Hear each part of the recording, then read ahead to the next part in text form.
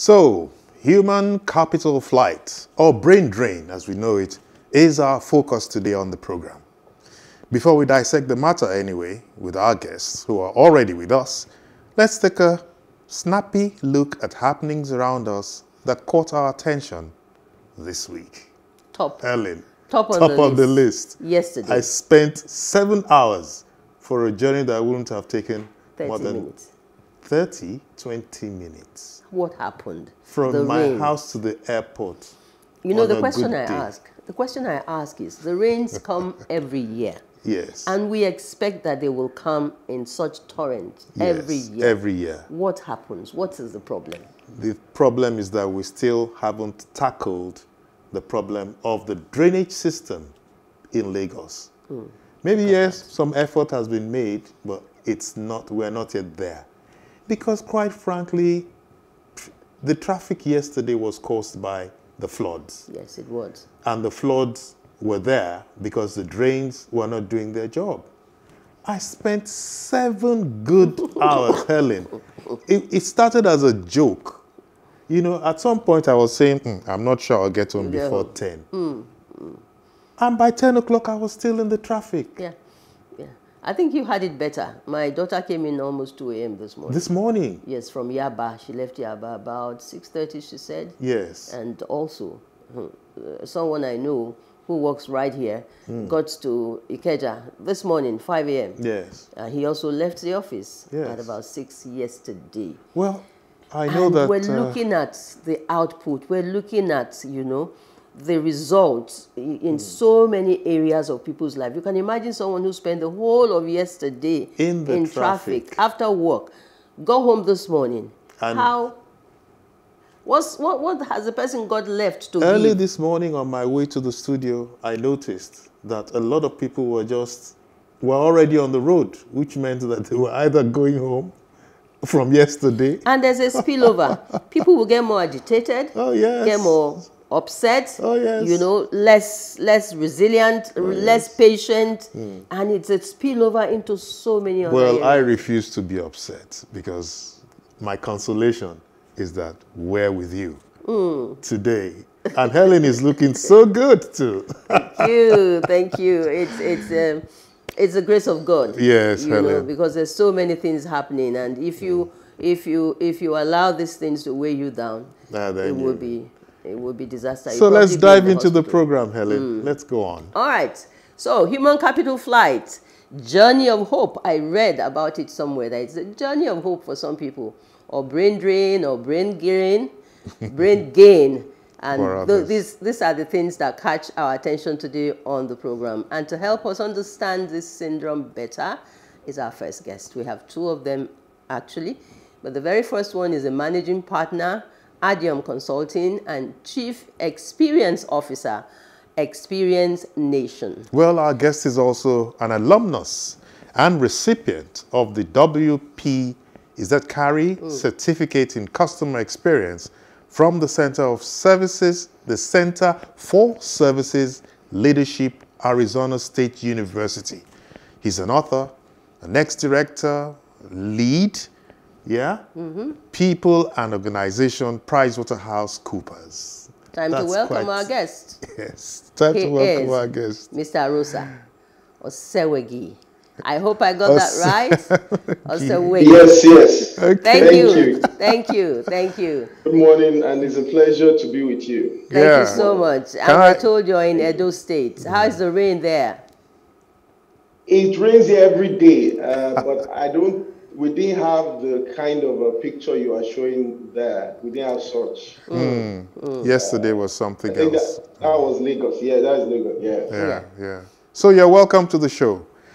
So now let's dive into this topic, you know, human capital flight, otherwise known as brain drain. It's not peculiar to our environment. We know that it's something that happens all over the world. Could you just give us a global picture of what this is? Thank you. Thanks. Pleasure to be with your audience this morning, talking about something very, very important to us in Africa and definitely to the world. Yeah. So just to ground the conversation, human capital flight typically focuses on where experienced or skilled personnel move out of a country as a form of immigration. So yes, it isn't peculiar to Nigeria. Several African countries have those challenges, from Benin to Ethiopia. And it isn't only African countries. Europe, Asia, the Middle East have their own version of the challenge as well.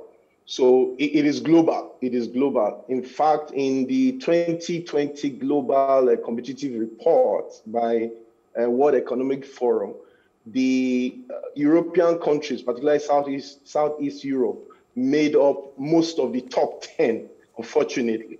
So it is. So, and as well, as varied as it is, or as expansive as it is, also are the reasons. For some, the reasons or the causes, if you may. Some causes are suppression of freedoms in maybe places like Asia, maybe China, for example.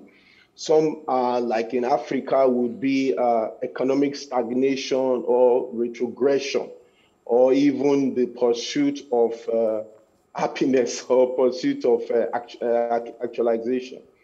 As well, there are costs, a lot of costs to it, no doubt, huge costs, but there are benefits to it as well. We'll get to that. We'll get into that. We'll get to all of Yes. that. Yes. Like you rightly said, the movement of human capital is most often unidirectional.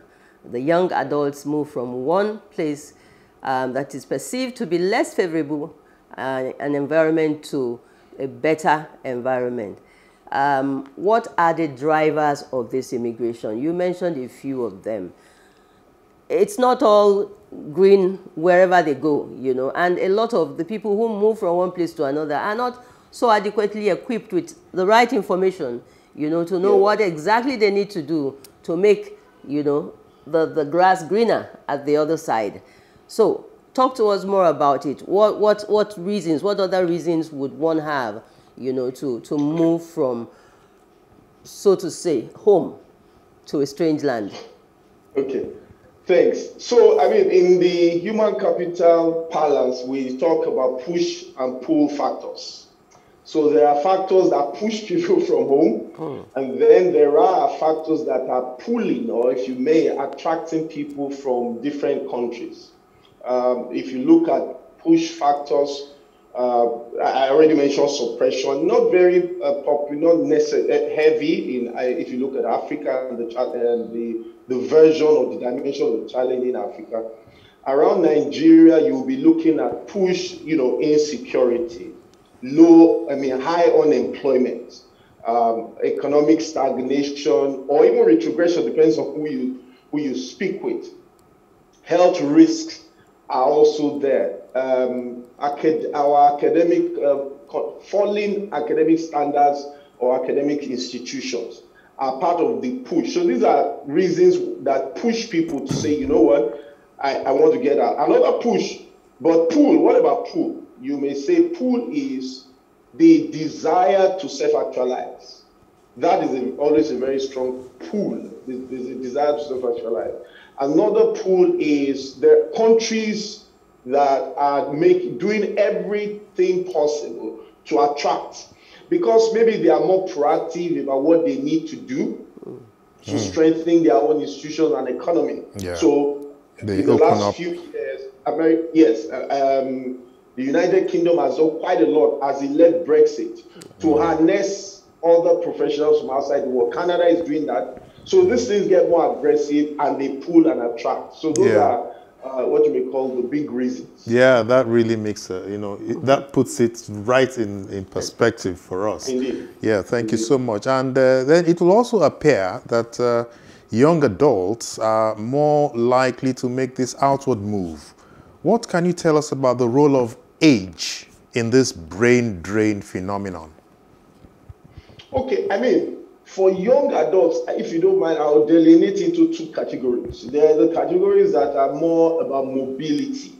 Those are international students, not yet a technical term of flight yet, but they still qualify. It just depends on how we look at it. Yeah. And that puts anything around late in the 18 years to in the late 20s.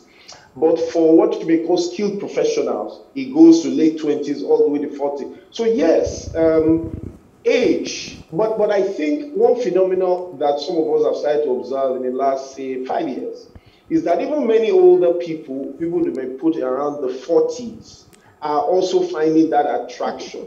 At the 60s, like me. I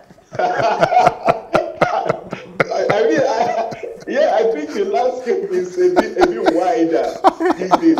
Maybe for one, educational opportunities for their children. At that time, they are not thinking so much about they themselves. They are thinking now for their children. So that is another. So age does play a factor. Yes. Okay, so having said that, would you say that brain drain is a social challenge, or is it a global opportunity? When you talk about the push and the pull factors, what's your take here? Okay, social challenge or global opportunity. In 2021, I think the answer would be it's a global challenge. You know, one of the things COVID, or rather, unfortunately, pandemic, but one of the things we quickly learned from it is that it's an us world. You know, it's an us world, it's an us challenge. We are tied together at the hips in more ways than we can consider. So we need to band it together. I mean, when I say band it, I'm talking about the countries that are gaining the brains and the countries that are seemingly losing the brains. We need to partner together to ensure some kind of circulation, what you may call brain circulation, not to cause restriction, but circulation. So yes, you gain them, but we have to have programs that ensure that, yes, the world, the global economy benefits from this circulation of talent, innovation increases, skill levels increases. There is also circulation of the gains, much more deliberately. So what the brain gain countries would do is not to say, oh, well, we are just gaining them. It's because those countries have not sorted out their challenges. There's nothing we can do. That is something COVID tells us. We cannot think that way anymore. It's an us world. We are tied together. And so we can partner together to derive different things around circulation so that, for example, we can even, so from the countries that are gaining this talent, there are things the countries that are seemingly losing the talent can deliberately gain if we see ourselves as what I call the us world and not them against us. Yes, and you see, the thing, we're losing so much of our younger brains, you know, brains that we could have put to better use here. And, well, you won't blame them because, like you said, you know, the standard of education and all of that, and, you know, the institution of education itself is not living up to its standards. But let's even take a closer look at the mobility of international students in this human capital flight. Would you say it's a problem, or is it an investment? I think it's an investment. I think it's a big investment. Let's even look at it this way. We can't stop it. I mean, that's a fact. We can't stop it. So while you may argue for government and government institutions to improve our academic institutions, it will take time. It's not going to happen overnight. Do we want our children to keep waiting for that to happen? Certainly not. What we should do is therefore see it as an investment and begin to harness it. So be more deliberate. So, you know, this idea that if we cannot do something, we should do nothing, or we should do little, we can't work with that anymore. We can actually, while we are doing what we need to do, and we must do what we have to do, but we can actually see it as an investment and harness it, because guess what? Most of these people, their first need is for quality education. Yeah. There are, I think, at least, I'm not sure about data, but back of the anecdotal information will point to the fact that 30% of them, the parents just want them to have that exposure and to come back. So if we are spending the next 4 years or so getting that, and we're doing things about our country, guess what? In the return immigration, we are going to get benefit from those people. And we already are. In the last 10 years, we've seen many people come back, many, and they are still coming back. Okay. All right, and that takes me to the next question. You're almost there. Because some countries we are aware are able to achieve a higher level of reverse brain drain, by somehow getting their citizens to come back at the very right time to contribute, to the building of the society. Is this something that we can continue to do as individuals in terms of planning and strategy, or is there a way that the government, can come up with some policy that will aid the individual family members and the people who go out, so it becomes a win-win for the family and the society at large? Okay, so your question is what can be done, right, to ensure that, because some countries have done well with it. Yes. I even want to quickly point that some countries have even been deliberate about promoting immigration. You find the countries that come to mind are the likes of Asians, whether it's Hong Kong or China, to our India as a way to, one, extend their reach, all right, as also as a way to develop their talent, and also as a way also to shed off some of their life condition. But we definitely, I agree with you, we definitely must do a lot. And this goes beyond just policy. What I would be talking about, and I'm sure we're going to get to a point where we'll probably get a chance to share thoughts on what maybe governments can do or what institutions can also do. But what I would speak for is not just policy, is what I'll call integrated set of solutions. We will not be able to use a one silver bullet to solve it. Oh no. We would have to have a bouquet of solutions that we will bring to bear, because countries have done it. And in doing that, we will even start from the premise. The premise is not to control it. Oh no. The premise is to harness it. Great. Because there are few wise people, if any, that will stand in front of a moving train. This is a train that has left the station. We can only harness it, like many other countries are doing. And we've seen shades of success here and there. There was some work the governor of Lagos State did in the health sector one time. That was Tinubu, that got some health professionals. One period, I perceive we may have lost some of those people now again. So there are things we can do, but it cannot be 1, 2, or 3 disjointed policies. It has to be an integrated set of solutions. Yeah. So, I mean, in fact, what you're saying is that we have to be deliberate about it. Certainly. Maybe we're not as deliberate as we should be. Okay, so yeah, I think that sits well. It sits well with me for this point. Yes, we have to be deliberate about it. Very deliberate. Yeah. Okay. I want to believe that you have a cup of coffee or tea by you. Can we allow you a moment to sip on it while we take a quick break? We will come back shortly, and then we can continue with this conversation.